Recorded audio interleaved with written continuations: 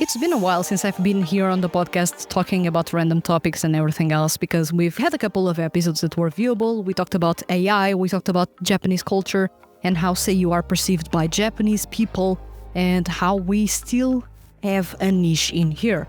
In this episode, let's talk about something a bit different. I have just received Makoto Furukawa's Catch Me If You Can, and I'm going to talk to you about why I collect CDs, and especially CDs by male SEIYUU artists. So let's kick off this episode of SEIYUU Lounge.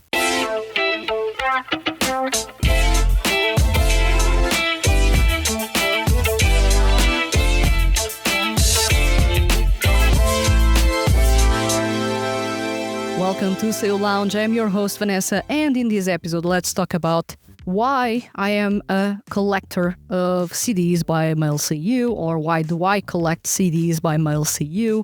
This is not necessarily something that is completely let's talk about SEIYUU, but it is a tangent because I feel that tangents need their time and place basically. And I've been wanting to talk about physical CDs because I see that most people nowadays don't know what is the pleasure of owning your own media. Most people think about the positives of streaming because you don't need to take anything with you, just your phone is okay. As long as you have a subscription of some sort or you have access to internet, you have access to the music. But there's an extra pleasure that comes with owning the physical stuff. So if the internet is not working, you still have the CD, you can listen to it. If, for example, if the CD is, for example, removed from any platforms that you are subscribing to, you still own the CD if you have it physically. So I like to have physical media because of that specifically. So I see the newest or the youngest generations, let's say, being all about the idea of streaming media is much better. And I feel that this was something that, for example, took some time for Japanese companies and music companies, let's say in specific, for them to understand that people overseas are more into digital media than Japanese people. So they took a while to actually make their music available to all of us internationally. That's a big reason. I believe that's a big reason because if you go to Japan and you go to Tower Records, they still have music stores in which you can actually purchase music. I know that some places in the US and some places in the UK still have those indie music stores which are amazing, and record stores as well, but they are really small in scale. But Japan still has Tower Records, and you go there, it's tons of floors filled with CDs and vinyls and Blu-rays and DVDs. It is amazing for people like me, for example, born in the early 90s, grew up with cassettes and grew up with CDs, who basically grew up with Walkman and Discman, which are things that most of you maybe listening to this podcast don't even know what those are, and you may need to even search those on Google. I grew up with physical media. Most people grew up with physical media, and in Japan, physical media is still pretty valuable. And how do they make physical media that valuable? They add a ton of goodies to it. They make people actually purchase it because there's something in it that is worth it. So, of course, some of the arguments that people bring to the table when they say, oh, I don't necessarily like to have or own physical media. First is the clutter, because they don't have enough space to basically collect everything. I can understand that. I don't have much space right now for all my CDs, and I have a ton of CDs, and I keep purchasing CDs. And then there's the question of, well, if I want to listen to it, I need to first rip it to the computer, then sync it to my phone, and that's a mess as a process. People prefer to go the streaming route because of that. Also, because they feel it is too expensive music. Let me tell you, music is not necessarily expensive if you think about the money that the artist spent to create the CD that you have in front of you. Of course, this doesn't justify some prices, some really steep prices that some companies and some artists basically charge, but it is something that you need to have into attention, because as expensive as the production goes, the price also matches it. So proportionately, usually, but it will match it. So that's that. People usually complain about those. Those are valid complaints, so I'm not going to judge any of that because I was already in that side. And also people, of course, the price is a big pain point for many people because Streaming, you pay a flat fee for access to the full library. When you purchase a CD, you are only purchasing that CD and you don't have access to much else. I believe those are sound arguments, but I feel that by the end of it all, when push comes to shove and the internet is not working or platforms are not working or something is removed from a platform, if you own the physical media, it is yours. And it is really awesome to have something tangible in your hand, something that you like, that you can actually touch and see whenever you want. So, of course, you are going to say, but Vanessa, I can actually log into Spotify or any other streaming platform and I can actually see the CDs that I downloaded. Yeah, but it's not the same feeling. If you are not a collector, if you are not a fan of physical media, maybe this doesn't, or at least it won't connect with you as much as I want to. But still, the feeling that you get when you have physical media is completely different from the one that you get when you have digital media, because I know that's not mine. It is almost like going to a place to rent something. It's not mine. It will never be mine. And I will continue to pay for that CD every single month for as long as I have the subscription on. And when you notice, by the end of the year, that CD that is 12, 14, 15 bucks online, you actually paid a ton because you had to pay for a subscription. So that CD ended up being more expensive. So you need to actually weigh those options, of course. I know that most people don't have access as well. That's another problem. Some Japanese companies don't make it really easy to actually get those CDs. Some countries have restrictions when it comes to importing CDs from Japan, or basically they have problems in terms of their distribution, in which something from Japan may be stolen midway through and never arrives at their place. So I can understand that as well. For that, of course, I would say streaming is your option. If you have it available, streaming is your option. But actually, if you have some money to spare and you like to have at least something tangible and understand that if streaming platforms all of a sudden end tomorrow, and all of a sudden your favorite CDs are no longer available, where are you going to listen to those? Legally. I'm saying legally because I know that some people have, of course, downloaded the songs illegally from websites, from shady websites, and that's their problem. I'm not the one getting viruses on my PC and much less on my phone. But yeah, if you want to have the music legally, remember, the platforms can come and go in the blink of an eye. You will say, but Spotify or Apple Music won't disappear all of a sudden. Yeah, but licenses expire and you don't know when a license is expiring on a platform. So I would say, if you can, if you have the means to it, if it is possible for you to receive the CDs in your country, if they aren't charging you steep as heck prices, collect, I would say. Own the CDs. Then, when it comes to the fact that owning CDs is really awesome, this is the part in which I get really geeky, because I like to own the CDs not only because it is a plastic box with a CD inside.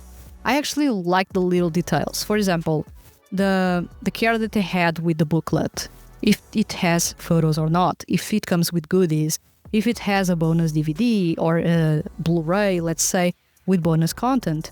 You don't have the bonus content on Spotify or on Apple Music. You don't have the bonus content most of the times available on YouTube. That's bonus content. That's a gift that the creators, the musicians, are giving you for taking the time and money to actually get the physical edition. So it becomes extra special. What I don't like about regular editions, and sometimes there's some limited editions or deluxe editions, is that they don't feel deluxe, they don't feel like they are adding anything there. They are just charging a bit more because the box is bigger or because it has a photo inside. So this, of course, is subjective here. For example, I give more value to a deluxe edition if it comes with a Blu-ray, with a making of. For example, I love to go behind the scenes when it comes to music videos, when it comes to music production. If a CD has an option or has an edition that comes with a Blu-ray, that is not only the music video, because the music video is going to be online, but yet again, if the platforms decide to remove it, it won't be online, so you can own the music video, at least one copy for you to watch. But when it comes to giving value to a fan or a listener, I feel that the making of is a bigger value for everyone. because most of us, we just listen to the music. And then we forget about what is behind. How do they create the music? How do they write the lyrics? How did they come up with that concept? How did they record that music video? Was it recorded only in one day? How did they do that? It is really awesome to see the behind the scenes. I've always been fascinated with the behind the scenes of music videos and music. That's a massive reason why I also started to create content about Male SEIYUU, because I wanted to know the behind the scenes, because this was so fascinating how this side of the world, this side of the entertainment industry was so different from everything else that I knew. So I find this quite exciting to find in a deluxe edition and in a physical edition, of course. Then, of course, we have, for those of you that like photo books are usually kind of interesting. I feel that some of my favorite artists bring photo books from time to time, but sometimes it's a hit or miss. I will confidently say that, for example, Soma Saito's photo books are interesting in the CDs, but other times they are a bit redundant. At least the conceptual thing about those photos didn't click with me as much as the CD itself did, for example. But I usually, when I have to choose between a version with the DVD and a version with the photo book, I only choose the photo book version if the DVD only comes with the music video, because I don't want the music video. Usually I don't care too much about the music video because that's a commercial way of presenting something, and usually it's not the idea that I have in my mind of how the song was introduced to me or what it made me feel, you know. One thing that, for example, made me purchase physical CDs by Male SEIYUU is also the care that they bring to the packaging itself. I was talking about the big boxes and everything else, but for example, we had with Crumb's Landscape, they have a matte case, slip case, which is really awesome to the touch. When it comes to the quality, it's really high quality as a box. And then it comes with stickers, which is something that I was not expecting for a regular edition. Usually regular editions are just, here's the CD. But it comes with a slipcase, which is really awesome. There are other artists that have tons of goodies in their music releases. Yu Mochida usually has the deluxe version with a ton of stuff, including sometimes photographs and even things that you can showcase in your place, calendars. And that's a ton of value if they don't price it too high. That's a ton of value that you get with your CD. And for super fans or big fans that want to have a piece of memorabilia about their favorite singer or favorite SEIYUU, that's a really good thing to have.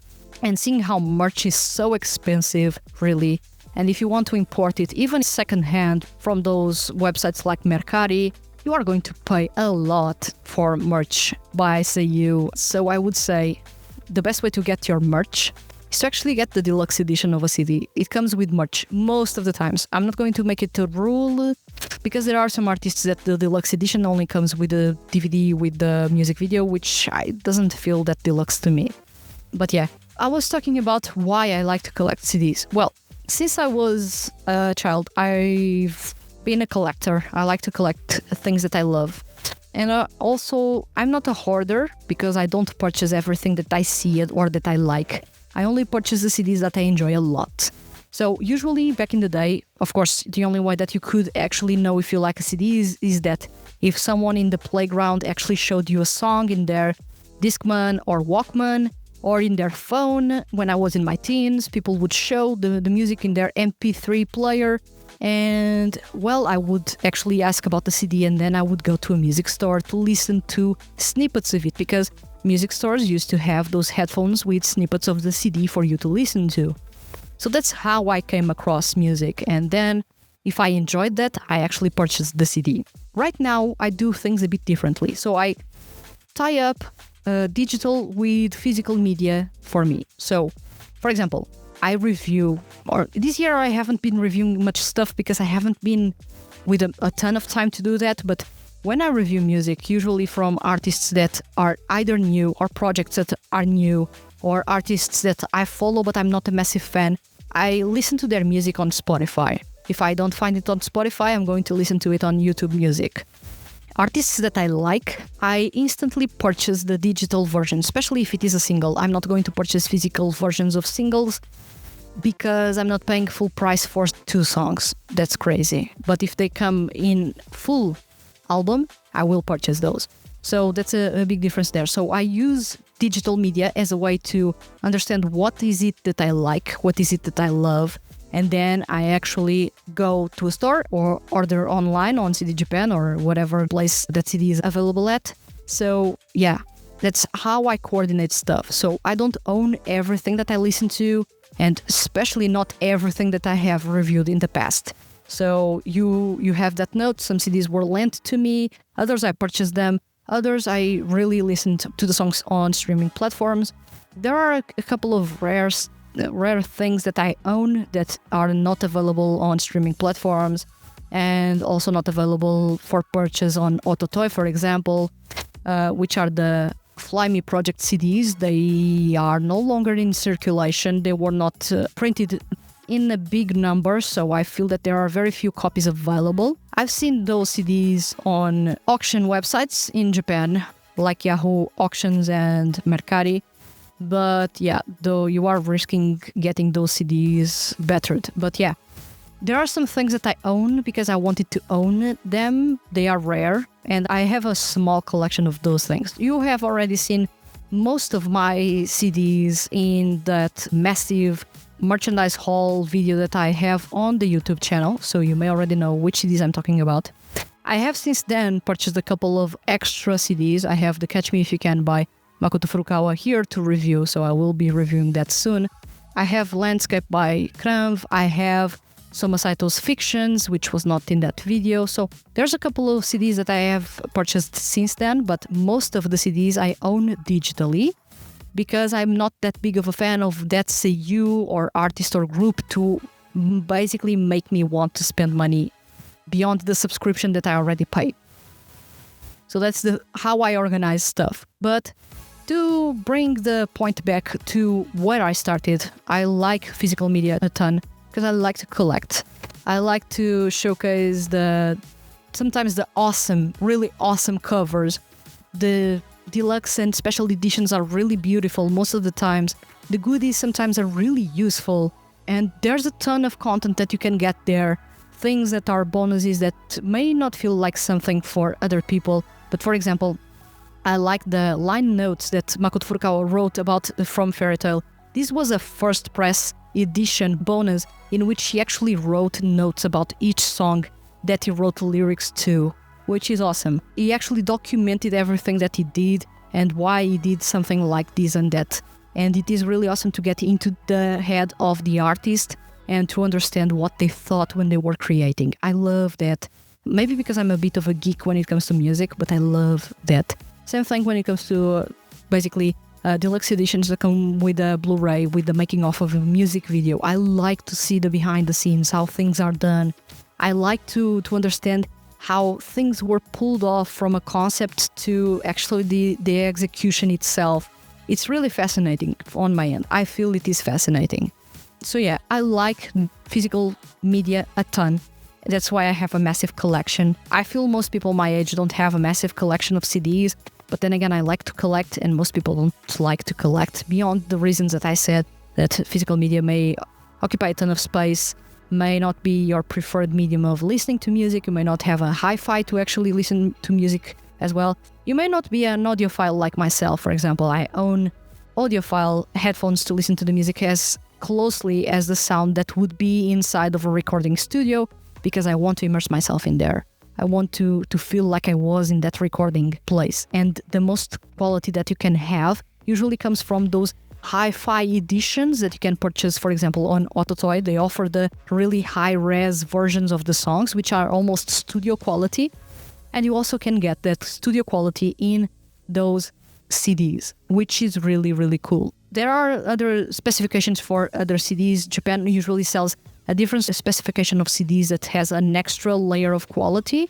Those are mind-blowing, but still no male SEIYUU has CDs with that quality. They have the standard CD when it comes to the quality, which is much, much better than the quality that you get even with a paid subscription on Apple Music or even on Spotify. So have that into attention. If you are someone like me that likes to have fidelity in their music, to sound as clear and as clean as if you were in the recording studio with the artist, usually you will invest in purchasing the physical CDs of the artists or the groups or everything else in between that you like, because you want to have that fidelity. I love that, and I have that here. That's something that I like to indulge in from time to time. That's why those headphones that you usually see me using for music reviews in the review advent calendar, those are my hi-fi headphones by Sennheiser. I use those to listen to music casually, not only to review, and the quality there is insane. I don't have that quality when I listen to music on Spotify, on YouTube Music, on anywhere else. So that's something that you are trading off when you go to digital media. You are losing quality in the sound. Sometimes the recordings are really murky on streaming platforms, and when you listen to the CD, everything opens up. The dynamics are all over there, and you get so much richness, fullness from the instrumentals and the voice that you don't have on streaming platforms. So yeah, that's another reason. I'm really geeky about these, as you can tell. I cannot stop talking about these, and I have made little to no cuts to this recording because I'm really geeky about this. But let's wrap up this episode because this is a tangent. I didn't follow a script, and I don't recall what I started talking about when this episode started, beyond the fact that I said that I like physical media. So let's go to the outro.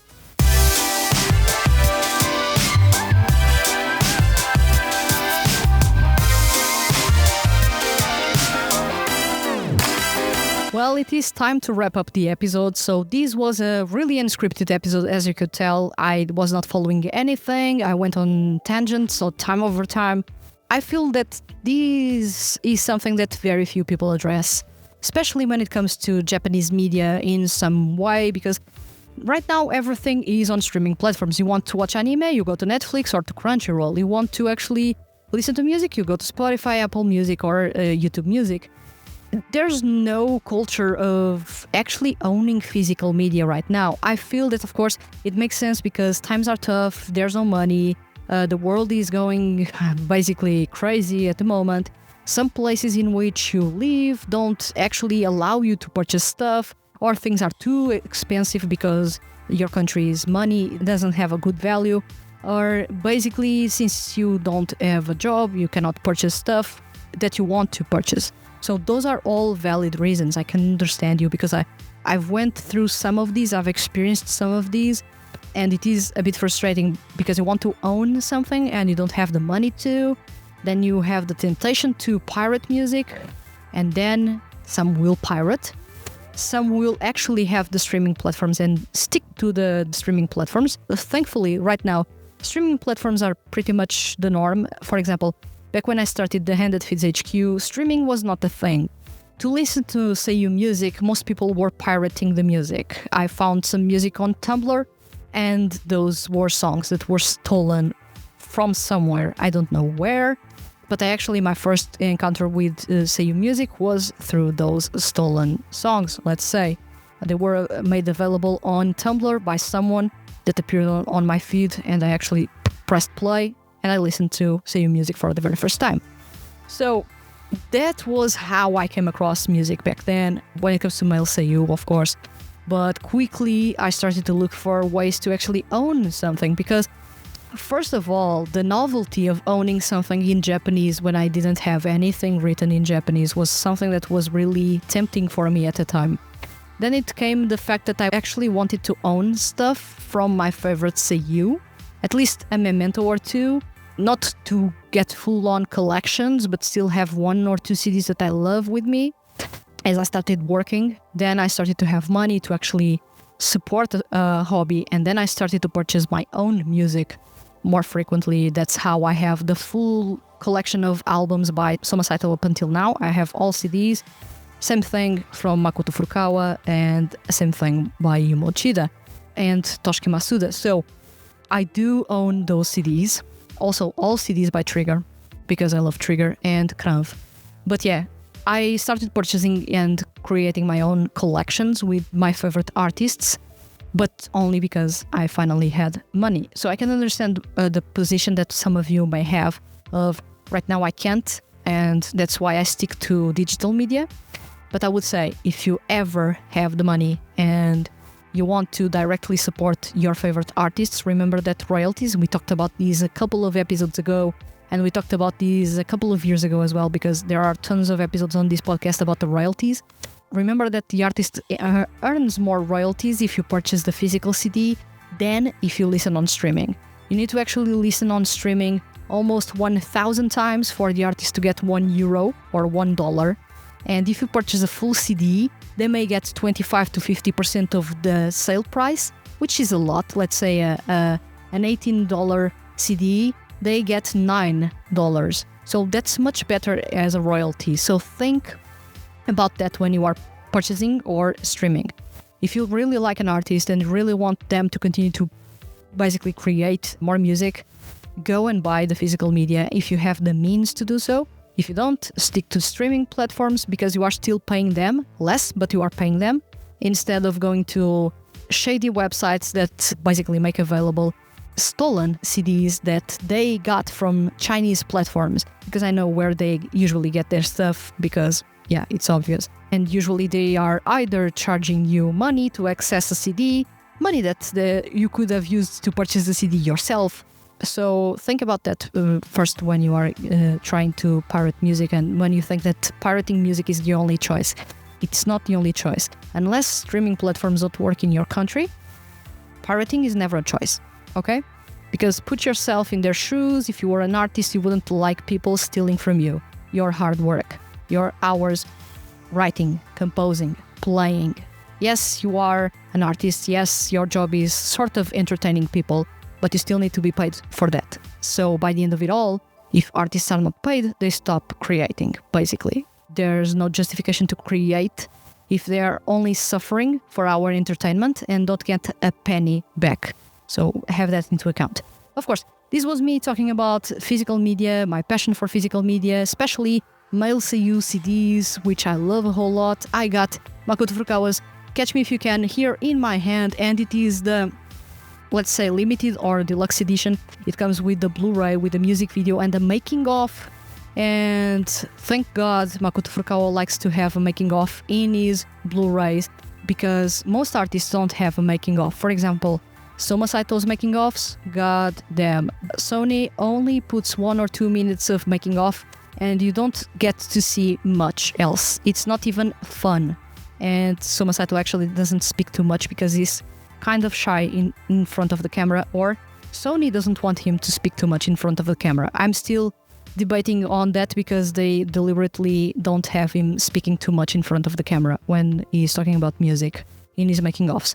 But yeah, Makoto Furukawa is one of the very few, alongside Shuya Chiba, for example, that have making-offs, really long making-offs. We are talking about 15 to 20 minutes of content showing how they recorded every single day, what they did, what they needed for that section, how they did the retakes and the clothing and the makeup and everything else. It's really, really fun to see that happening in the background. So yeah, I'm kind of thankful that there are still male SEIYUU artists that actually put that effort in showcasing the behind the scenes. I love that. I'm from the MTV generation that actually watched the making of show that they had for popular music videos. I loved that. So I grew up wanting to see more of how it's done in the background.